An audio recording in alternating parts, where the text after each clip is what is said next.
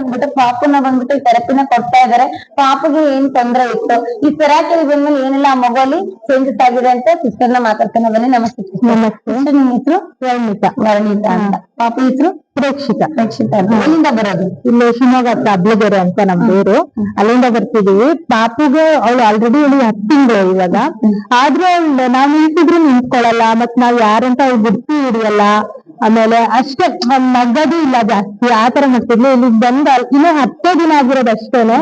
ಜಡಿ water ಕೊಡ್ತಾ ಇದೀವಿ, ಮತ್ತೆ ಡೈಲಿ ಥೆರಪಿಗ್ ಬರ್ತಾ ಇದೀವಿ. ಹೌದು, ಇವಾಗ ನಾವ್ ಯಾರಂತ ಗುರ್ತು ಹಿಡಿತಾಳೆ, ನಾವ್ ಇಲ್ಲ ಅಂದ್ರೆ ಅಳ್ತಾಳೆ, ನಗ್ತಾಳೆ, ತುಂಬಾ ನಗ್ತಾಳೆ. ಫಸ್ಟ್ ನಗ್ತಾನೆ ಇಲ್ಲ ಸ್ವಲ್ಪನು. ಇವಾಗ ನಮ್ಮನ್ನ ನೋಡಿದ ತಕ್ಷಣ ನಗ್ತಾಳೆ, ನಾವೇನಾದ್ರು ಮಾತಾಡ್ಸಿದ ತಕ್ಷಣ ರಿಯಾಕ್ಟ್ ಮಾಡ್ತಾಳೆ.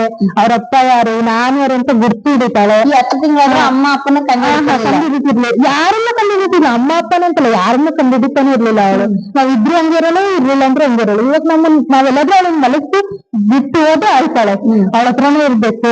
ಮತ್ತೆ ನಾವು ಏನಾದ್ರೂ ಇವಾಗ ಅವಳಿಗೆ ಸೆರೆಲಾಕ್ಸ್ ಎಲ್ಲ ತಿನ್ನಿಸ್ತೀವಲ್ಲ, ಅದ್ರಲ್ಲಿ ಜಡಿ ವಾಟರ್ ಕೊಡ್ತಿದೀನಿ, ಅದ್ರಲ್ಲಿ ತುಂಬಾ ಇಂಪ್ರೂವ್ಮೆಂಟ್ಸ್ ಆಗ್ತಿದೆ.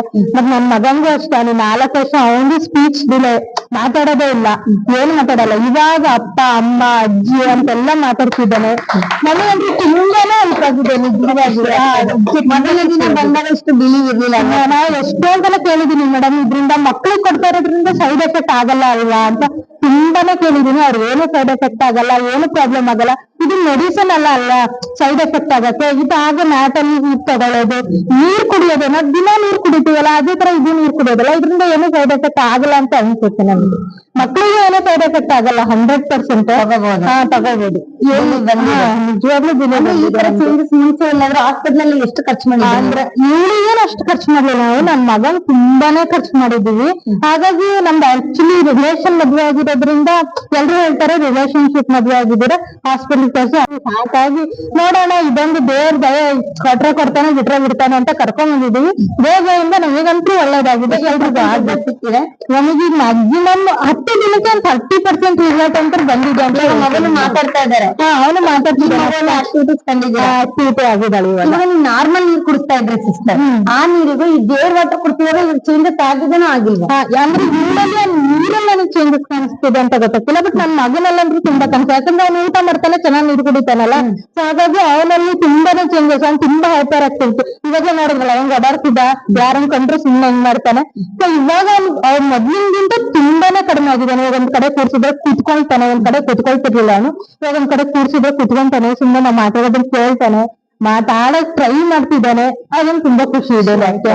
ಎಲ್ಲ ಅಪ್ಪ ಅಮ್ಮರಿಗೂ ನೀವೇನ್ ಹೇಳಕ್ ಇಷ್ಟಪಡ್ತೀರಾ ಸರ್? ನಾನು ಹೇಳೋದು ಒಂದೇನೆ, ಬನ್ನಿ, ಡೈಲಿ ಬನ್ನಿ. ನಮಗೆ ಒಂದೇ ದಿನಕ್ಕೆ ಇವಾಗ ಮೆಡಿಸನ್ನೇ ನಮಗೆ ಇದೊಂದ್ಸಲ ಬಂದ್ರೆ ಇನ್ನೊಂದ್ಸಲ ಬರ್ಬೇಕು ಅಂತಾರೆ. ಸೊ ಹಾಗಾಗಿ ಜಸ್ಟ್ ನಾವು ಇದೇನು ನೀರ್ ಕುಡಿಯೋದು ಮ್ಯಾಮ್ ತಗೊಳ ತಕ್ಷಣ ಒಂದೇ ಸಲಕ್ಕೆ ಯಾವ್ದು ಕ್ಲಿಯರ್ ಆಗಲ್ಲ. ಡೈಲಿ ಬನ್ನಿ. ಮ್ಯಾಕ್ಸಿಮಮ್ ಅವ್ರು ಹೇಳಿದಾರೆ 3 ತಿಂಗಳಂತೂ ಕಂಟಿನ್ಯೂಸ್ ಆಗಿ ಬರ್ಲೇಬೇಕು ರಿಸಲ್ಟ್ ಗೆ ಅಂತ. ನಾವಂತೂ ಒಂದಿನಾನು ಮಿಸ್ ಮಾಡ್ತಿಲ್ಲ.